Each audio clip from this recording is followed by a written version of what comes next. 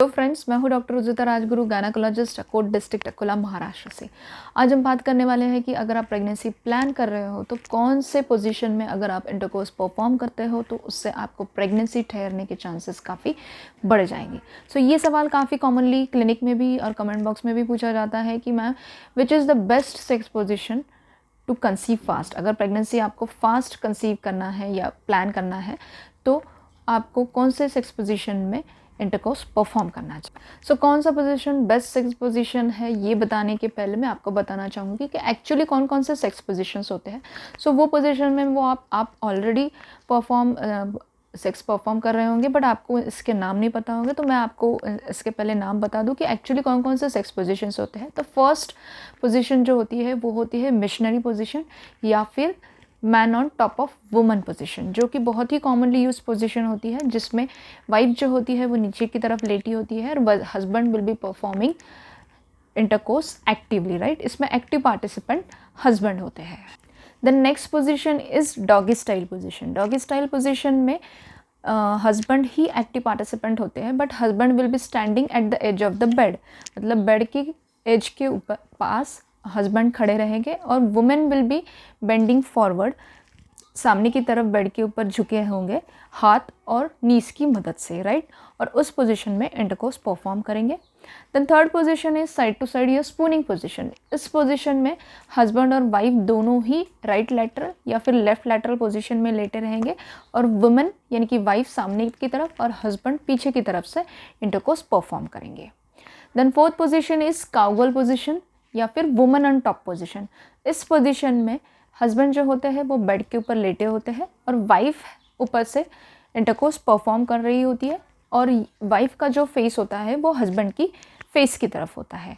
और ऐसी ही reverse cowgirl position होती है जिसमें woman will be on top of man, मतलब wife will be on top of husband and she will be facing towards the feet of the husband, यानी कि पैरों की तरफ उस वाइफ का पोजीशन होगा। सो इन पोजीशंस में से कौन सा पोजीशन आपके लिए सही रहेगा अगर आप प्रेगनेंसी प्लान कर रहे हो, राइट। सो वो कपल के लिए जो कपल सेक्स परफॉर्म कर रहे हैं प्रेगनेंसी प्लान करने के लिए, अगर हस्बैंड और वाइफ जो भी पोजीशन में, मिशनरी पोजीशन हो सकता है, डॉगी स्टाइल पोजीशन हो सकता है, जो भी पोजीशन में वो कंफर्टेबल है, हस्बैंड और वाइफ दोनों कंफर्टेबल है और डीप पेनिट्रेशन पॉसिबल है, वो पोजीशन आपको प्रेगनेंसी प्लान करने के लिए अपनाना चाहिए।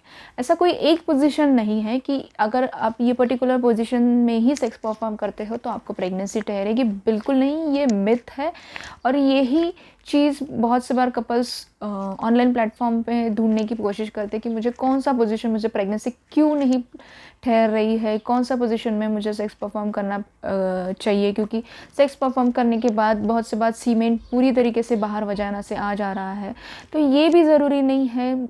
70 to 80% semen most of the couples में बाहर आ ही जाता है, right. So only 10 to 20% semen भी काफ़ी है प्रेगनेंसी ठहरने के लिए। अगर इतना ही भी सीमेन वजाना में रहता है तो भी आपको प्रेगनेंसी ठहर सकती है।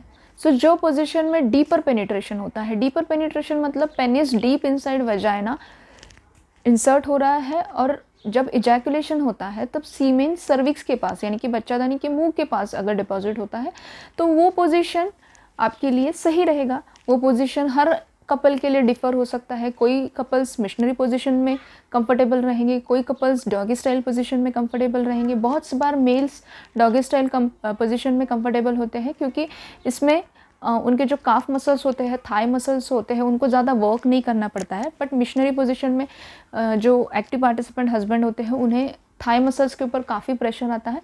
सो वो पोजीशन में बहुत से बार हस्बैंड जो होते हैं वो कंफर्टेबल नहीं होते। बट अगर आप डॉगी स्टाइल पोजीशन भी परफॉर्म कर रहे हो तो आपको आपके वाइफ का भी कंसेंट लेना चाहिए कि वो इस पोजीशन में कंफर्टेबल है या नहीं। सो एनी पोजीशन जो हस्बैंड और वाइफ के लिए, दोनों के लिए कंफर्टेबल है और डीप पेनिट्रेशन जिस पोजीशन में पॉसिबल है वो पोजीशन आपके लिए बेस्ट पोजीशन है। सो ऐसा थेरोटिकली भी कहीं नहीं है कि ये पर्टिकुलर पोजीशन अगर आप अपनाते हो तो ही आपको प्रेगनेंसी ठहरेगी, ऐसा बिल्कुल नहीं है। सो जो चीज़ें मायने रखती है एक्चुअली प्रेगनेंसी ठहरने के लिए वो ये है कि एक्चुअली फर्टाइल पीरियड में आपको इंटरकोर्स परफॉर्म करना चाहिए। बहुत से बार कपल्स फर्टाइल पीरियड में इंटरकोर्स परफॉर्म नहीं करते हैं। जो ओव्यूलेशन के पास के 4-5 डेज होते हैं वही बहुत ज़्यादा इम्पॉर्टेंट है। फिर आप पूरे मंथ में बाकी वक्त इंटरकोर्स परफॉर्म करते हैं तो वो प्रेगनेंसी प्लान करने के लिए इम्पॉर्टेंट नहीं होते हैं। देन फैलोपियन ट्यूब्स ओपन है या ब्लॉक है, ये इम्पॉर्टेंट है।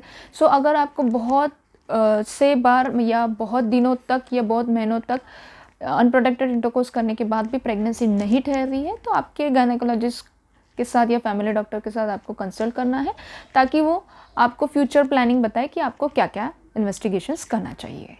सो take home message from today's video is, जो पोजीशन उस कपल के लिए कंफर्टेबल है और डीप पेनिट्रेशन करवाती है, वो पोजीशन आपके लिए प्रेगनेंसी प्लान करने के हिसाब से सही रहेगी। और बहुत से बार ये भी सवाल पूछा जाता है कि प्रेगनेंसी प्लान करने के लिए हमें इंटरकोर्स के बाद कितनी देर तक लेटे रहना चाहिए। सो इसके ऊपर अगर आपको जानकारी चाहिए तो ये वीडियो की लिंक आपको डिस्क्रिप्शन बॉक्स में मिल जाएगी। So I hope this information was useful to you. अगर ये जानकारी आपको अच्छी लगी है तो आपके फ्रेंड्स और रिलेटिव्स में इसे ज़रूर शेयर कीजिए। Thank you.